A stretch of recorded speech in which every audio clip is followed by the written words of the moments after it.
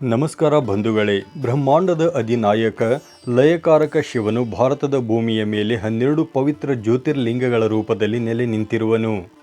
ಆದರೆ ದಟ್ಟವಾದ ಕಾಡಿನ ನಡುವೆ ಸಹ್ಯಾದ್ರಿ ಪರ್ವತದ ಎತ್ತರದಲ್ಲಿ ಕುಂಭಕರ್ಣನ ಮಗನ ಅಹಂಕಾರವನ್ನು ಅಡಗಿಸಿ ಭಕ್ತರ ರಕ್ಷಣೆಗಾಗಿ ಶಿವನು ನೆಲೆ ನಿಂತ ಆ ಪುಣ್ಯಕ್ಷೇತ್ರ ಯಾವುದು ಎಂದು ನಿಮಗೆ ಗೊತ್ತೇ?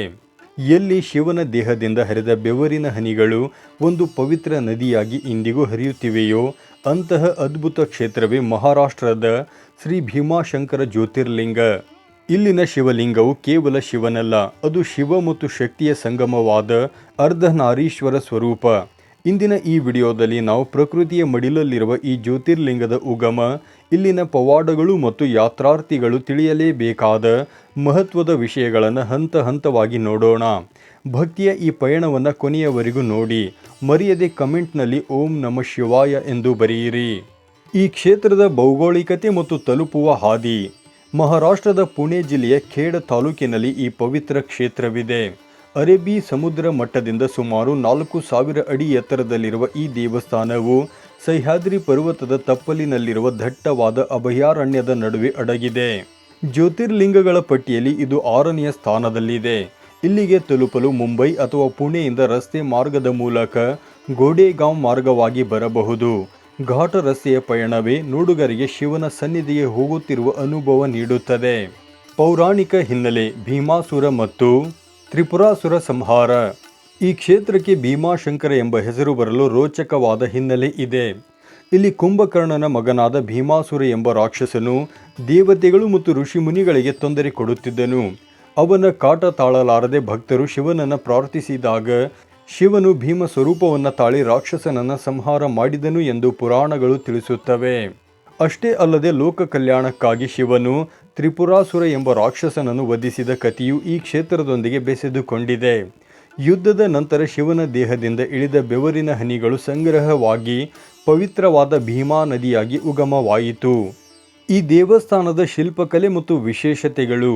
ಭೀಮಾಶಂಕರ ದೇವಸ್ಥಾನವು ಪುರಾತನ ಹೇಮದ ಪಂಥಿ ಶೈಲಿಯಲ್ಲಿದೆ. ದೇವಸ್ಥಾನದ ಗೋಪುರದ ಮೇಲೆ ಸುಂದರವಾದ ಶಿಲ್ಪಕಲೆಗಳನ್ನು ನಾವು ಕಾಣಬಹುದು. ಇಲ್ಲಿ ಗಮನಿಸಬೇಕಾದ ಒಂದು ವಿಶೇಷವೆಂದರೆ ಗರ್ಭಗುಡಿಯ ಎದುರು 2 ನಂದಿಯ ವಿಗ್ರಹಗಳು ಒಂದೇ ವೇದಿಕೆಯ ಮೇಲೆ ಇವೆ. ಇಲ್ಲಿನ ನಂದಿಯು ಶಿವನ ಆಜ್ಞೆಯಾದರೆ ತಕ್ಷಣ ಎದ್ದು ನಿಲ್ಲುವ ಭಂಗಿಯಲ್ಲಿದ್ದು ನೋಡುಗರನ್ನು ಆಕರ್ಷಿಸುತ್ತದೆ.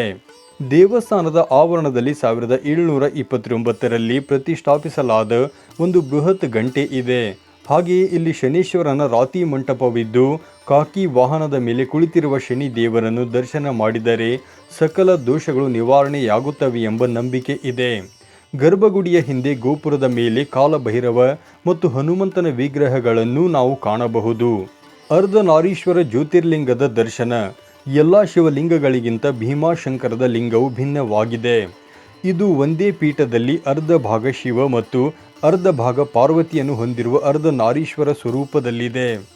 ಇಲ್ಲಿನ ಶಿವಲಿಂಗದಿಂದ ನಿರಂತರವಾಗಿ ನೀರು ಜಿನುಗುತ್ತಿರುತ್ತದೆ.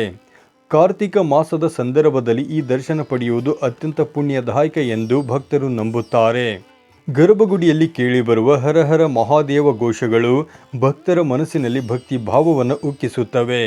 ಬಂಧುಗಳೇ, ಪ್ರಕೃತಿ ಮತ್ತು ಪುರುಷನ ಸಂಗಮದಂತಿರುವ ಈ ಭೀಮಾಶಂಕರ ಕ್ಷೇತ್ರಕ್ಕೆ ಒಮ್ಮೆಯಾದರೂ ನೀವು ಭೇಟಿ ನೀಡಿ ಆ ಭೋಲೆನಾಥನ ಕೃಪೆಗೆ ಪಾತ್ರರಾಗಿ.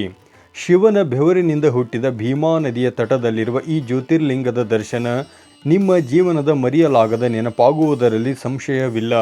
ಈ ಮಾಹಿತಿ ನಿಮಗೆ ಇಷ್ಟವಾಗಿದ್ದರೆ ವಿಡಿಯೋವನ್ನು ಲೈಕ್ ಮಾಡಿ ಮತ್ತು ನಿಮ್ಮ ಆತ್ಮೀಯರೊಂದಿಗೆ ಶೇರ್ ಮಾಡಿ. ಮುಂದಿನ ಭಾಗದಲ್ಲಿ ಮತ್ತೊಂದು ಜ್ಯೋತಿರ್ಲಿಂಗದ ಕಥೆಯೊಂದಿಗೆ ಸಿಗೋಣ. ಅಲ್ಲಿಯವರೆಗೂ ಓಂ ನಮಃ ಶಿವಾಯ.